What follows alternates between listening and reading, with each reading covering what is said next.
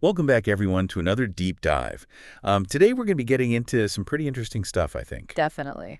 We are looking at 11, Veca Code Induction.pdf.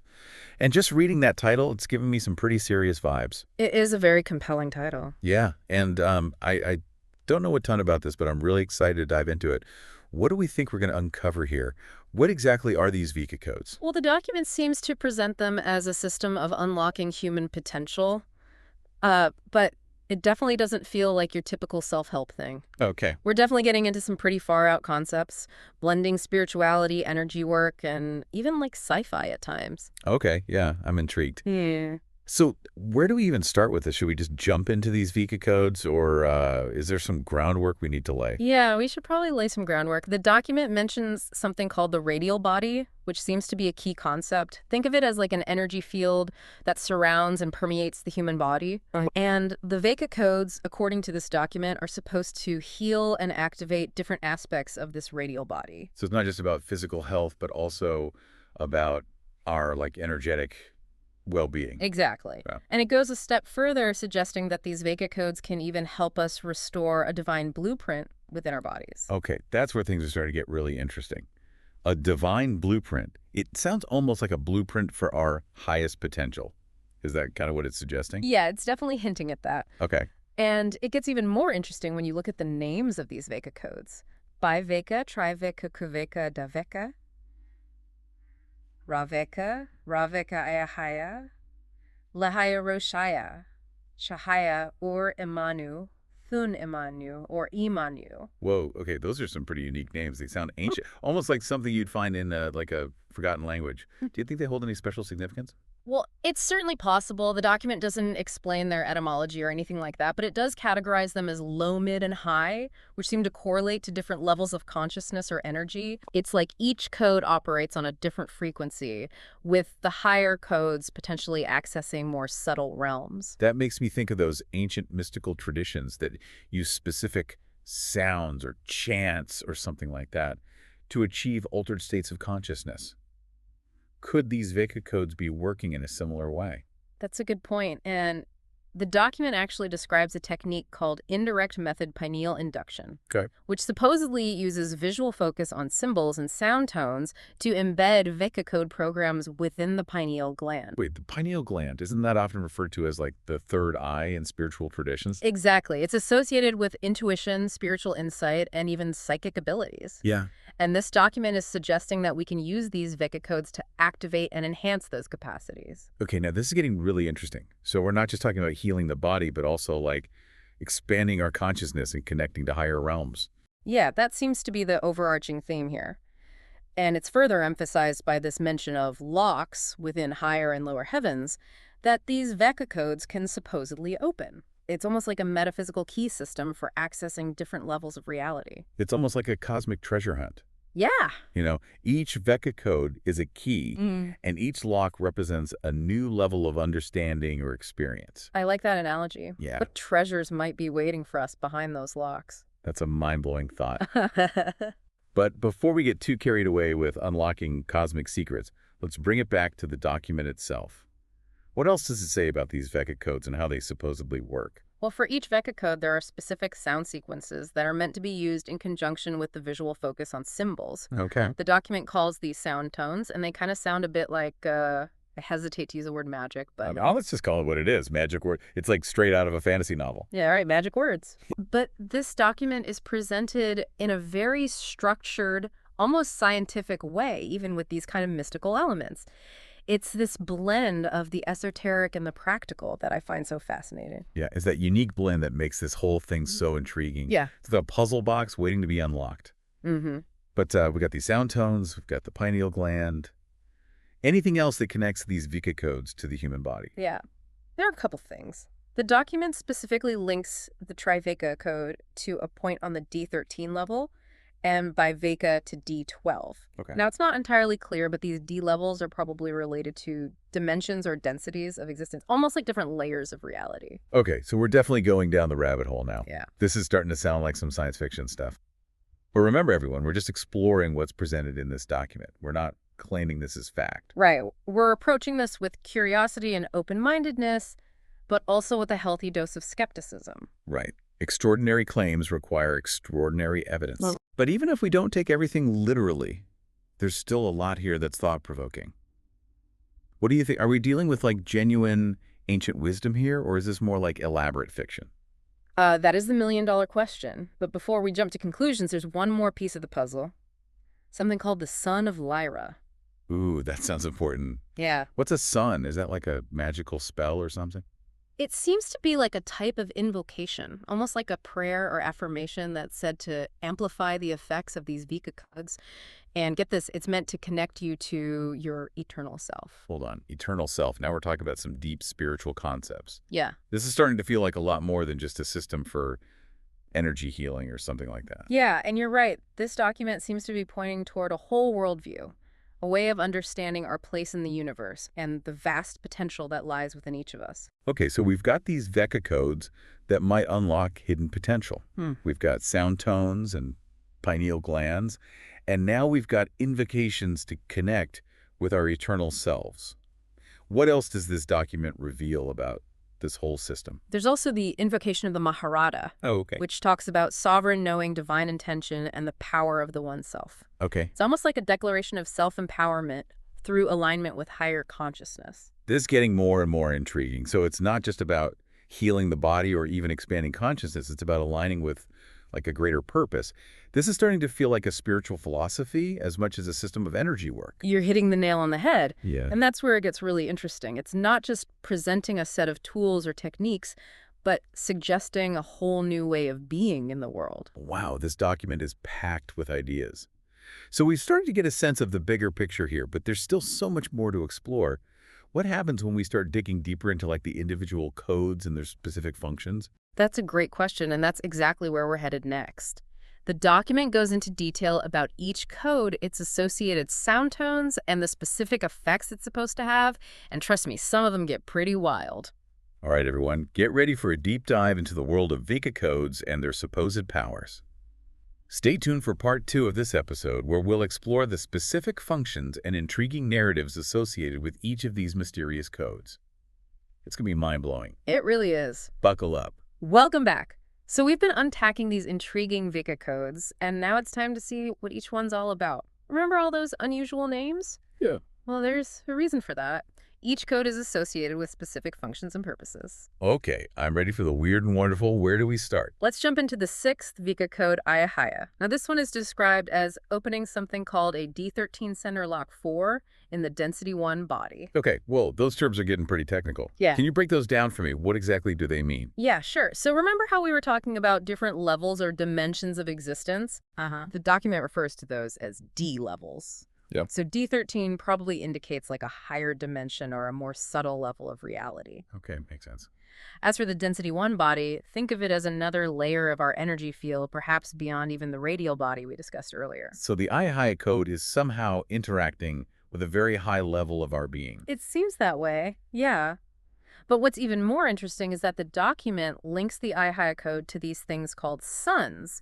It describes them as magic words of co-creation. Oh, okay. And it associates each sun with different stages, intention creation and manifestation. Magic words of co-creation. That sounds straight out of a fantasy novel. Yeah. What do these suns actually do? Well, the document suggests they're used for things like intention embedding, intention creation, and intention manifestation.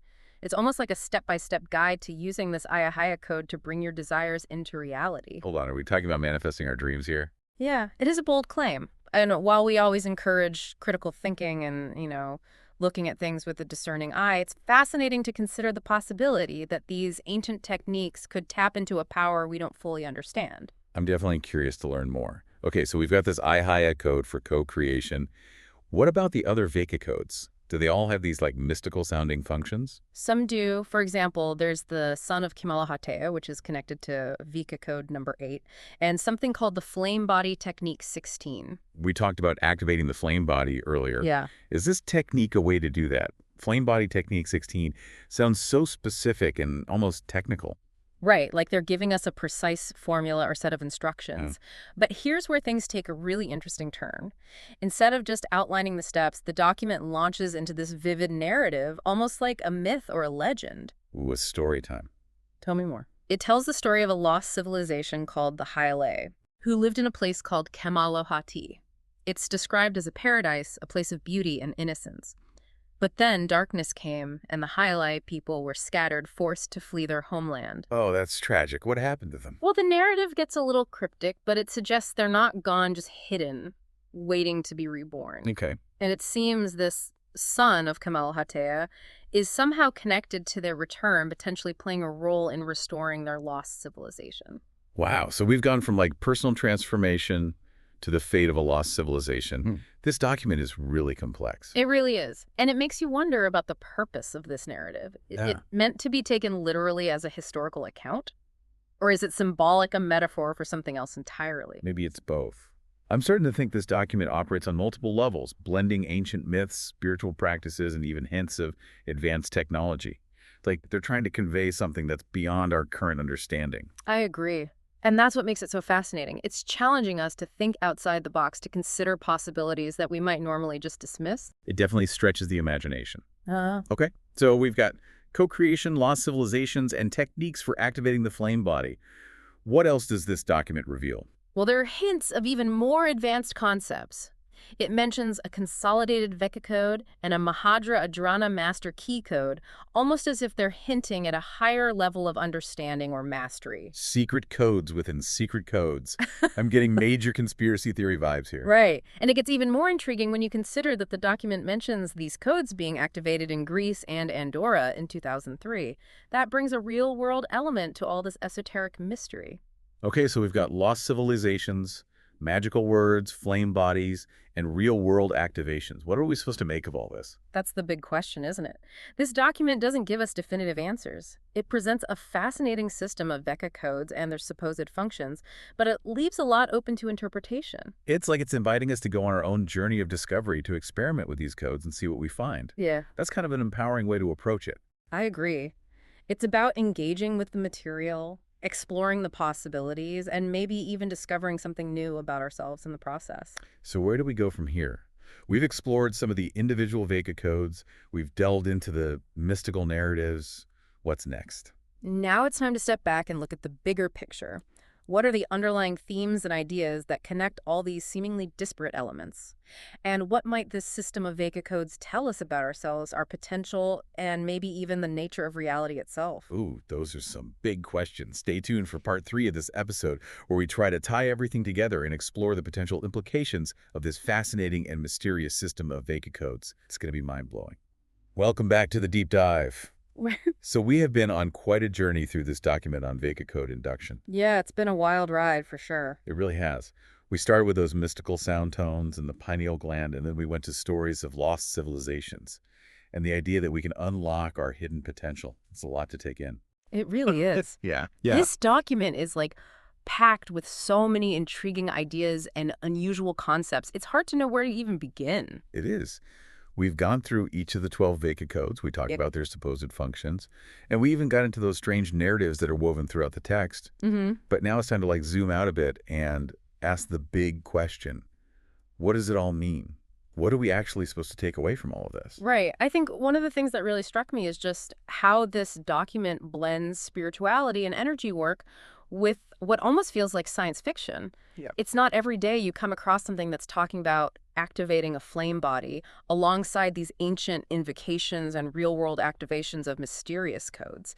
It's really unique. It is. And I think that's what makes it so compelling, right? It's like it's challenging our usual understanding of how things work and pushing us to consider things that we might normally dismiss as just fantasy. Absolutely. And I think beyond the individual elements, there's this recurring theme of unlocking potential, accessing higher dimensions of existence, and ultimately aligning with a greater purpose.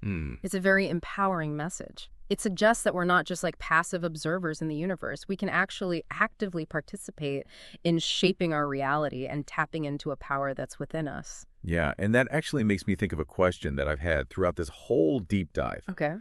Is this document meant to be taken literally? Like, Are we supposed to believe that chanting specific sounds and focusing on symbols can actually unlock these incredible abilities? That's the big question. And to be honest, there's no right or wrong answer. This document leaves a lot open to interpretation. Right. Some people might approach it from a purely scientific mindset, they're looking for concrete evidence and dismissing anything that can't be proven. Yeah. But others might come at it from a more mystical perspective. They see the text as like a metaphorical guide for spiritual growth and self-discovery. It's like those old alchemical texts that were all about symbolism and allegory. On the surface, they seem to be about transforming lead into gold. But underneath, it was really about transforming the human soul. Exactly. And maybe this document is doing something similar, using this language of energy work and mystical techniques to point towards something that's just beyond our current understanding. I like that perspective. Yeah. So even if we don't take everything literally, there's still a lot here that's worth exploring. Absolutely. This document, with its mix of esoteric concepts and practical techniques, it invites us to engage with it on multiple levels. Yeah. It's a call to be curious, to expand our awareness, and to consider that reality might be much more fluid and much more malleable than we think it is. That's definitely a mind-bending thought. Mm. When I think back to all the different Veca codes and their different functions, it's almost like they're each addressing different aspects of our being. Like some are focused on physical healing, others are about emotional balance, and then others are about connecting to those higher realms. It's like a toolbox for holistic transformation. That's a great way to put it. And that's where I think the idea of the divine blueprint gets really interesting. Maybe it's not a fixed template, but more like a dynamic process of us unfolding our own unique potential, integrating all these different facets of ourselves. So if we were to try to apply all of this to our modern lives, what do you think we can learn from this deep dive into Veca codes? Well, I think one of the biggest takeaways is just a reminder that we are far more powerful than we realize. Okay. We have the potential to heal, to create, and to connect with something greater than ourselves. Yeah. And while the path to get there might not always be clear, there are tools and techniques, both ancient and modern, that can help us to unlock that potential. It's a call to action. Stay curious, keep exploring, Yeah. and never underestimate the power that's inside each of us. Absolutely. And who knows, maybe there's really something to these Veca codes after all. Maybe we can even experiment with some of the techniques and see what we find. Yeah, that's what I'm thinking. It's about being open-minded and willing to explore the unknown. After all, the most amazing discoveries usually come from venturing beyond what we think we know. Very well said. This deep dive has been a really eye-opening experience. It really has. Yeah. And as we wrap up, I want to leave our listeners with this question. Okay. If these Veca codes really are keys to unlocking our hidden potential, what locks are you ready to open in your own life? That's something for everyone to think about. Until next time, keep exploring, keep questioning, and keep diving deep into the mysteries of the universe.